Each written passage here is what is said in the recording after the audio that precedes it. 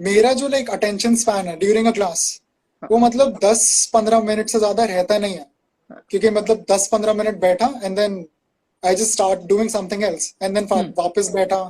हाँ but in your case you stream videos each and every day from Monday to Friday. या so वो attention span कैसे develop हुआ, या फिर वो ऑलरेडी था, अच्छा। या फिर मतलब उसको कैसे करेंगे लोग इन हाँ जनरल?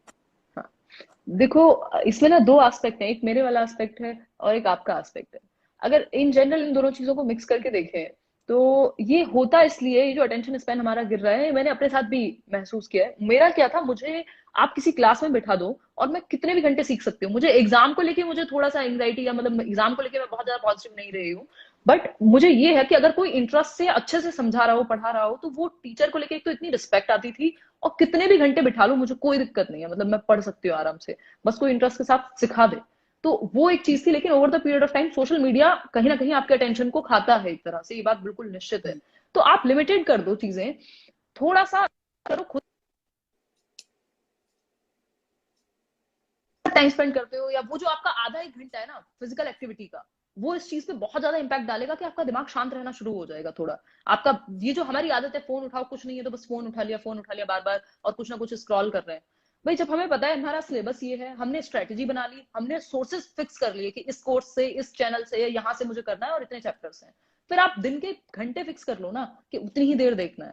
और इसमें भी फिर एक वो एक टेक्निक बोलते हैं उसको, शायद मैं नाम नहीं रिकॉल कर पा रही हूँ, कि 25 मिनट्स आप कुछ देखो, फिर 5 मिनट का ब्रेक ले लो। वो भी धीरे धीरे धीरे जब आप टाइम स्लॉट्स निकालते हो तो वो चीज भी आपको हेल्प करती है। देखो सबसे बड़ी बात होती है विल। इंसान चाहे तो क्या नहीं कर सकता, वो थोड़ा सा आपको मजबूत बनना ही पड़ता है कई बार, और फिर वो धीरे धीरे होने लगता है। जब पता है, सबसे इसमें एक और मजे की बात है, जब आपका फोकस आप पे होता है ना, आपके गोल पे होगा, बाकी चीजें ब्लर हो जाती हैं। आपको पता है भाई ये चैप्टर कंप्लीट करना था, आपको फर्क नहीं पड़ता कौन सी नई वीडियो आ गई, कौन सी नई सीरीज आ गई, कौन सी नई मूवी आ गई। आप पहले वो कंप्लीट करो, फिर सैटरडे संडे या कोई ना कोई एक दिन निकाल लो जहां पे आप थोड़ा मस्ती भी कर सको, या आधा एक घंटा दिन में निकाल लिया। तो ये तो हमारे ऊपर है कि हम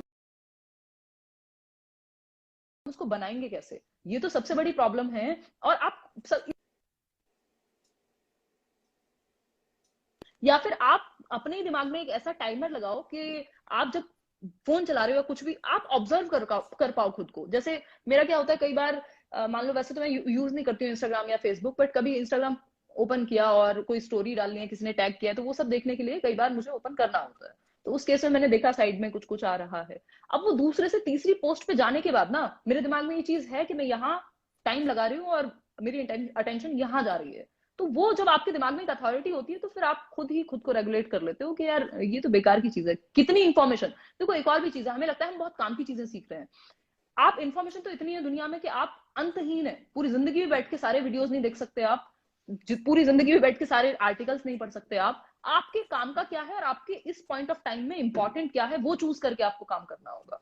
अदरवाइज तो मतलब इतनी किताबें मेरे पास पड़ी हुई है, इतनी सारा इंटरनेट पे पता नहीं क्या क्या है, वो तो कभी नहीं खत्म होने वाली। मतलब इंफॉर्मेशन आपके लिए क्या इंपॉर्टेंट है उसको करो, बाकी चीजें धीरे धीरे आप सीख जाओगे। ओके, सो ये हो गई अटेंशन स्पैन की बात, वीडियो बनाने की बात।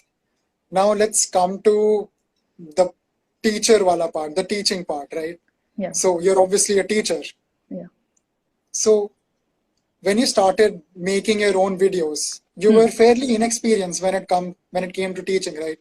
या So over all these years, आपने 2016 में फर्स्ट वीडियो अपलोड किया था और हाँ अभी 2021 चल रहा है।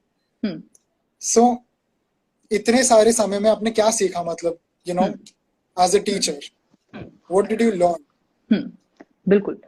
अगर मैं बात करूं तो मुझे थोड़ा सा एक्सपीरियंस था, बट कंपैरेटिवली बच्चे छोटे थे, वो स्कूल वाले बच्चे थे जिनको मैंने पढ़ाया या जहां से मैंने अपनी टीचिंग ट्रेनिंग में सीखा। बट आप टीचिंग ट्रेनिंग करते हो, मुझे लगता है एक पेशेंस आपके अंदर डेवलप हो जाता है, वो आपका है ना एक एक अलग तरह का, मतलब सेकेंड ईयर आते आते स्कूल एक्सपीरियंस प्रोग्राम होता है, जब आप स्कूल में प्रैक्टिस कर रहे होते हो कुछ टाइम के लिए, एक वो पेशेंस या एक बच्चे के लिए एम्पैथी वो अंदर से आ जाती है आपके अंदर।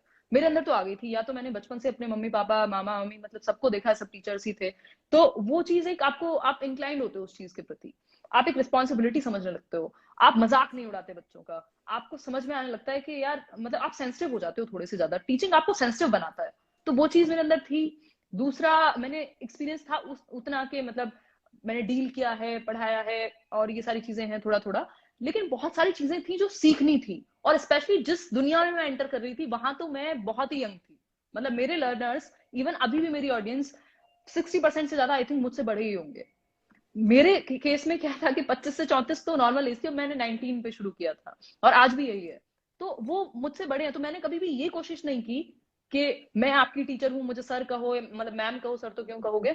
तो उस केस में वो चीज कभी नहीं थी। मेरा यही था कि यार हम लोग फ्रेंड्स की तरह एक डिस्कशन करेंगे, आपको समझ में आए तो बिल्कुल आपको समझ में आएगा, और मैं शेयर करूंगी।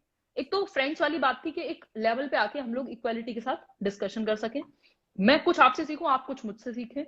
ये सारी चीजें थी, और जो मैं डिस्कस करूंगी उसमें प्योर फायदा लर्नर्स का होगा, या जिनके साथ मैं डिस्कस कर रही हूँ, मेरा कोई पर्सनल मोटिव नहीं होगा। और ये सारी चीजें हैं। फिर उसके बाद एक चीज मैंने सीखी कि हाँ, ये मेरे साथ पहले से था कि मुझे इस चीज का कुछ नहीं था। मुझे ये लगता था कि रिस्पेक्ट ना वो मन से आती है, अंदर से। जब एग्जाम क्लियर होता है और लोग बिल्कुल गले लगाते हैं मीटअप्स में, या फोन इतने सारे कमेंट्स मैंने उस टाइम पे पढ़े हैं, मेल्स आते हैं भर भर के, वो आपको पता लग जाता है कि यार रिस्पेक्ट अपने आप अर्न की जाती है। रिस्पेक्ट आप थोप नहीं सकते। कि मैंने आज तक भी इवन अपने किसी भी वीडियो में कहीं भी ये नहीं लिखा Himanshi ma'am, by Himanshi ma'am, Himanshi Singh ही होता है। अंदर से आनी चाहिए ना रिस्पेक्ट, आपको वो कहलवा के थोड़ी रिस्पेक्ट गेन करनी है। तो एक वो चीज थी मेरे अंदर जिसको लेके मतलब मेरी कोई ईगो रही नहीं कभी, मैंने सीखा है। दूसरी चीज, ऑब्वियसली आपको कंटेंट के लेवल पे भी काम करना होता है। आप धीरे धीरे खुद को बेहतर करते हो टाइम के साथ। वो एक चीज है, देखो पेशेंस आ जाता है। दूसरा, आप अपने से पहले भले के लिए सोचने लगते हो अपने लर्नर्स के, वो आपकी रिस्पॉन्सिबिलिटी बन जाती है अगर आप सच में सच्चे हो अपने प्रोफेशन के साथ। तो तीसरा, फिर टेक्नोलॉजी के द्वारा मैंने बहुत कुछ सीखा है, क्योंकि यहाँ पे जब आप ऑनलाइन एजुकेशन में हो तो बहुत सारी चीजें आपको सीखनी पड़ेंगी। आप सिर्फ वो टीचर नहीं हो कि बस आप गए और आप पढ़ा करके आ गए, आपको कमेंट्स भी हैंडल करने हैं। मतलब मैंने फीडबैक लेना बहुत सीखा है कि कहीं प्रॉब्लम है तो मैं उसको जान पाऊं, जितना हो सके मैं टाइम दे पाऊं, खुद को और बेहतर कर पाऊं, प्रॉब्लम्स कहाँ आ रही है उनको जान पाऊं, और फिर उसके अकॉर्डिंग सिखा पाऊं, उसमें अपने जो टीचिंग मेथड है या जो भी इंस्ट्रक्शन है उसमें चेंज ला पाऊं। तो ये सारी चीजें मैंने सीखी हैं over the period of time. और जैसे हो वैसे बने रहो, बहुत ज्यादा सीरियस माहौल मत क्रिएट करो। एक और इतना भी नहीं है कि आप बिल्कुल भद्दापन ले आओ, वो भी फिर प्रॉब्लम लगती है। तो एक बैलेंस्ड वे में आप जैसे हो वैसे रहते हो नेचुरली, और रिस्पेक्ट देते हो, और तो फिर आपको मिलती भी है। यही सब चीजें मैंने over the period of time सीखी हैं। और ओके। कई बार क्या होता है, आपको ईगो नहीं लानी होती। ऐसा मतलब टीचर कोई ऐसा व्यक्ति नहीं है जिसको सब कुछ पता होगा पहले से। भाई गूगल तो है नहीं कि इन्फॉर्मेशन भर के बस घूम रहे हो आप। बट हाँ, आपका एक्सपीरियंस आपको बहुत कुछ सिखाता है, और कई बार सिचुएशन ऐसी भी आ सकती है कि हो सकता है आपको कोई चीज ना पता हो, तो आप ये कह सकते हो भाई, मतलब उस चीज को आप एड्रेस कर सकते हो, बजाय कि आप उसको गोल गोल घुमाओ। स्पेशली जब आपके लर्नर्स बड़े हैं। मेरी जो ऑडियंस है, जो मेरे लर्नर्स हैं, वो एज में अच्छे खासे बड़े हैं, वो छोटे बच्चे नहीं है, थर्ड क्लास के, फिफ्थ क्लास के। कि मतलब उनको एक बार को ठीक है कि जनरली आपको जितना भी पता होगा वो आप डिस्कस करके आ जाओ। तो आप जैसे हो रियल रहो, बस मुझे ये लगता है।